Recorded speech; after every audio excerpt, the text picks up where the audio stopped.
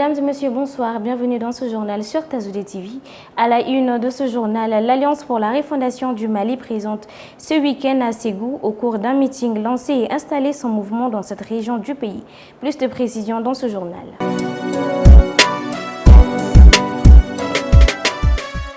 Mesdames et messieurs, bienvenue à vous tous. Comme annoncé dans les titres, dans le cadre de l'implantation de la structuration de son mouvement dans le pays, l'Alliance pour la refondation du Mali, AREMA, était à Ségou ce samedi où elle a tenu un meeting. Lors de ce rassemblement, l'AREMA a été lancée et implantée dans la 4e région administrative du Mali. Le compte rendu de Valérien Dako, envoyé spécial de Tazoudé. L'Alliance pour la refondation du Mali, AREMA, est un mouvement politique qui soutient la transition depuis sa création. Vent debout. Elle a fait le choix de défendre les idéaux du président de la transition, son Excellence, le colonel Assimi Goïta. Et toutes les occasions sont belles pour cela. Pour preuve, présent à Ségou pour un meeting de lancement, le président de l'AREMA laisse attendre que la méthode d'Assimi est une doctrine qui doit être enseignée. Permettez-moi du haut de cette tribune, dans cette ville historique de Ségou, ici et maintenant, de prononcer la rupture du peuple malien dans sa majorité écrasante avec la France-Afrique. En tant que peuple souverain du Mali, permettez-moi dans cette ville historique, ce 15 octobre 2022, la ville historique de Damon Diarra, Bitor Mamadi Koulibaly, Al-Hajj Oumar Tall, Bilissi et bien d'autres parmi leurs compagnons, nous prononçons au nom de l'AREMA les discours de rupture totale, je dis bien totale, du peuple malien avec la France-Afrique et le remplacement de cette France-Afrique par la doctrine l'assimisme. L'assimisme, cette doctrine a été lancée pour la première fois dans les Djoutoumou profonds le 18 septembre 2022. Elle fait son chemin. Nous espérons avec l'aide de Dieu qu'elle sera une matière, elle sera une leçon qui va être enseignée dans certaines de nos matières, dans 3 niveaux d'enseignement dans notre pays. Ainsi dire, le président de l'Alliance pour la refondation du Mali, son mouvement est une alternance politique afin de pousser la classe politique à un changement positif au bénéfice de la population. Alors ensemble, militaires et civils, c'est nous qui bâtirons le Mali de nos rêves, le Mali libre et indépendant, et nous avons l'obligation, tant que le défi est sécuritaire, de nous adosser à notre armée parce qu'elle seule, mieux que quiconque, mesure la gravité de l'ère et elle prend conscience des choses. Il faut le reconnaître. Les grandes nations sont passées par là, alors forcément, nous devons passer par là sans complexe.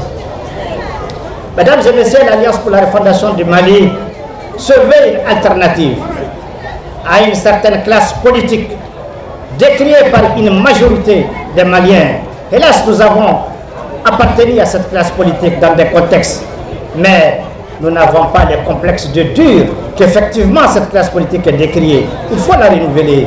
C'est pourquoi l'Alliance pour la refondation du Mali a été créée pour renouveler la classe politique, pour donner la chance à la majorité des Maliens qui veulent bâtir un Mali indépendant, un Mali de nos rêves, de se rassembler. La Fédération des organisations et des regroupements de soutien aux actions de la transition, Forçat Civile, aussi présent à ces meetings en tant que mouvement partenaire de l'Alliance pour la refondation du Mali, apporte son soutien à la transition. Il est bon de préciser que nous sommes de la Forçat Civile. Nous sommes des partenaires de l'AREMA. Nous sommes invités à venir assister et participer à ce lancement. Donc c'est un lancement et un début d'implantation de leur organisation au niveau de la région de Ségou. Donc la Forçat Civile en tant que partenaire de l'AREMA a été invitée pour être aux côtés des responsables de l'AREMA afin de faire passer des messages, et les messages de soutien à la transition, les messages de consolidation de nos relations entre AREMA et Forçat Civile. L'actualité oblige. Souleymane Dambélé, membre de l'AREMA, profite de l'occasion en lançant un appel à la mobilisation pour la réussite des élections référendaires à venir. Tant c'est vraiment inviter la population malienne et de façon spécifique la population de Ségou à se mobiliser comme un seul homme pour que les élections référendaires soient un succès au Mali. Le grand rendez-vous, un défi, c'est de réussir les élections référendaires pour le bien-être des Maliens, pour le bien-être de la démocratie malienne et aussi les inviter à être au rendez-vous pour les réformes. Vous savez quand même que le Mali est engagé. C'est un défi pour nous pour les réformes. Et les réformes ont besoin de l'accompagnement des citoyens. Et nous lançons un appel aux citoyens pour qu'ils se mobilisent derrière la vision des colonels, des 5 colonels, pour un Mali plus démocratique, plus libre, plus indépendant. Pour son implantation sur le territoire national, l'Alliance pour la refondation du Mali prévoit d'autres actions d'envergure. Maouloud 2022, la famille Korobara de Djéné, la ville mystérieuse du Mali, dans la région de Mopti, a organisé une cérémonie de prêche les 8 et 9 octobre pour commémorer la naissance du prophète Mahomet, paix et salut sur lui, dont le thème était paix, réconciliation et la solidarité. Moussa Samake, notre envoyé spécial pour le compte rendu. C'est devenu une pure tradition. Chaque année, la famille Korobara fête le Maouloud à Djéné, couplé avec un ziara. Cette année, faite dans un contexte de crise asymétrique, la famille a choisi un thème qui porte sur la paix et la réconciliation en vue de la célébration de la naissance du prophète Mohammed, paix et salut sur lui. Lors de la cérémonie de prêche, beaucoup de bénédictions ont été formulées pour les fidèles musulmans et pour la paix au Mali. Nous rendons grâce à Dieu, lui qui nous a réunis aujourd'hui. Malgré l'hivernage, les gens sont venus. Je salue chacun pour sa présence et j'implore Dieu qu'il réalise les vœux de tout un chacun de nous. Je ne doute point qu'il les fera à cause de cette cérémonie de commémoration à la naissance du prophète Mohammed. Paix et salut sur lui. Aussi, un accent particulier a été mis sur l'importance du ziara, qui est un recueillement sur les tombes de nos illustres disparus, accompagné des bénédictions pour le repos de leur âme. Le ziara est très important car c'est une source de bénédiction au moment où l'on l'accomplit. C'est un point essentiel recommandé par l'islam car c'est un chemin qui consolide nos liens familiaux. La visite se fait sous deux formes. La première concerne entre les vivants. La seconde, il s'agit pour un vivant de rendre visite aux tombes des défunts pour implorer Dieu en leur faveur. Habituel. Nous, on l'a fait régulièrement et depuis toujours, depuis nos parents. Mais c'est l'administration en réalité qui nous a un peu poussé à faire de ça une rituelle d'envergure nationale. Sinon, avant, dans la famille, on le fait régulièrement. Chaque fois que quelqu'un quitte la ville, quand il revient, il est obligé de passer par là pour faire cette ziara-là. Bon, mais compte tenu de certaines choses qu'on a vues aussi là-dedans, donc finalement, l'administration nous a poussé à la perpétuer.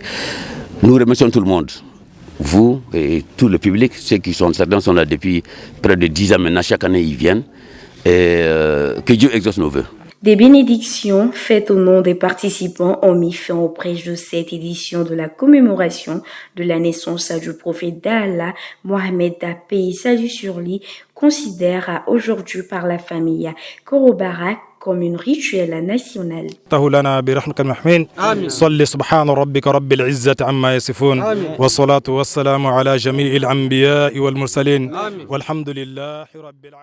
Garder et entretenir les orphelines et les orphelins ne sont jamais faciles. Malgré l'orphelinat Néabar situé dans la commune 4 du district de Bamako, plus précisément à Sébenikoro, fait de son mieux.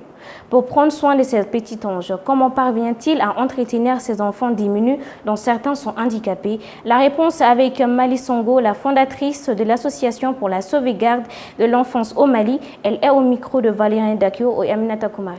C'est des journées extraordinaires. Ça se passe comme dans toutes les grandes familles, mais à la différence qu'il y a beaucoup d'enfants qui se réveillent au même moment. Et il faut faire tout pour que chacun d'eux soit satisfait. Dès le réveil, nous avons une mosquée contiguë à l'orphelinat. Du coup, le musée, il appelle les musulmans et il réveille aussi les enfants. Dès le réveil, c'est la ruée vers les brosses à dents pour les grands et la toilette du visage. Et aussi le change des couches pour les enfants handicapés, comme l'a dit, et les tout petits. Vers 8 heures, ceux qui sont à l'école sont déjà partis. Il y en a aussi qui vont à l'école coranique.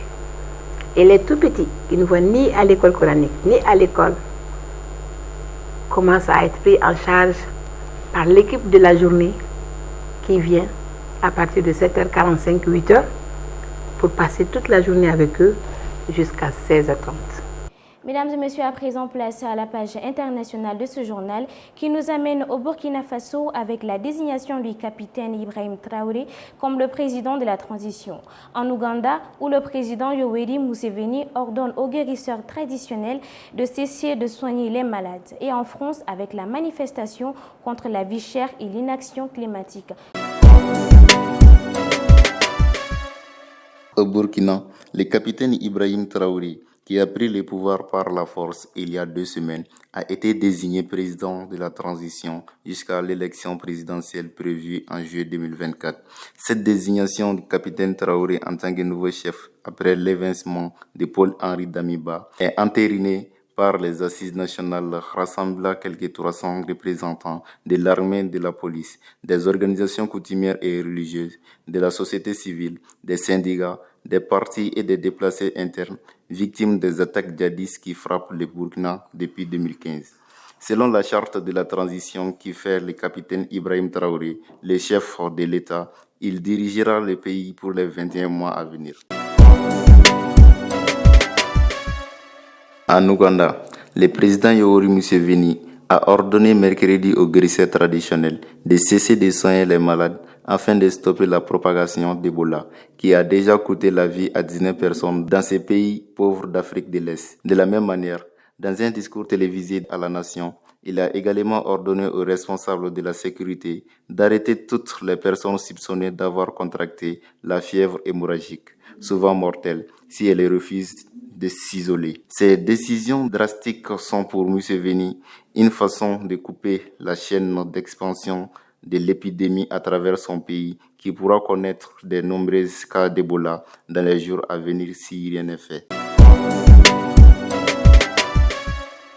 En France, la gauche unie dans la NIP a manifesté ce dimanche à Paris contre la vie chère et l'inaction climatique. La manifestation ayant réuni quelques 140 000 personnes s'est déroulée entre les places de la Nation et de la Bastille. Cette idée de manifestation avait été lancée par le leader de la France insoumise, Jean-Luc Mélenchon, depuis juillet, en estimant que la gauche devait impulser la contestation sociale contre le gouvernement. Et pour beaucoup de manifestations, la demande est toujours simple. Il s'agit de pouvoir bien manger à la fin du mois.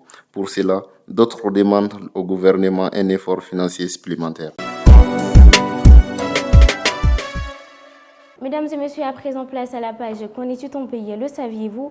Le Gabon est un pays situé en Afrique centrale, traversé par l'Équateur, frontalière à l'est, au sud-ouest et au sud de la République du Congo, au nord-nord-ouest de la Guinée équatoriale et au nord du Cameroun. Ancienne colonie française, le Gabon est indépendant depuis le 17 août 1960. C'est un pays forestier où la faune et la flore sont encore bien conservées et protégées dans 13 parcs nationaux, dont les parcs nationaux de la Lopé et d'Ivando, s'inscrit au patrimoine mondial de l'UNESCO. Une faible population d'importantes ressources forestières et un pétrole abondant ont permis au Gabon d'être l'un des pays les plus prospères d'Afrique. Capitale, Libreville, population 2 284 912 habitants. Devise, union, travail, justice. Superficie totale 267 667 km². Densité 9 habitants par km². Monnaie est le franc CFA.